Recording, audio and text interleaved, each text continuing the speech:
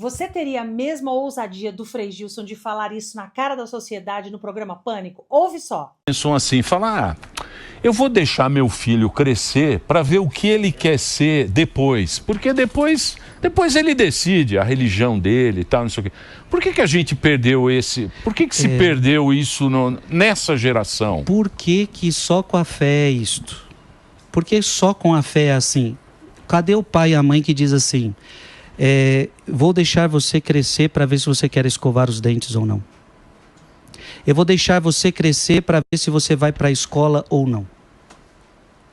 Eu vou deixar você crescer para ver se você quer fazer... Veja, as coisas simples da vida, quem decide pela criança são os pais. Quem decide a hora de tomar banho é os pais. Quem decide a hora de ir para a escola é os pais. Agora, por que a fé eu vou esperar crescer? Na verdade, isso mostra uma sociedade que quer tirar Deus do mundo.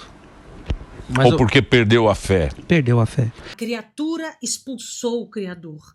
As famílias já não têm o menor interesse de apresentar Deus para os seus filhos. Dão tudo, menos o essencial. A ousadia, o destemor que o Frei Gilson teve para falar isso lá no Pânico precisa ser a marca de todo cristão. É por isso que eu decidi fazer uma música sobre esse tema que já está na plataforma digital. Busca lá no Spotify, ODD. E tá chegando o clipe, gente, vocês vão amar. ODD é o que você, com muita ousadia, vamos cantar neste carnaval.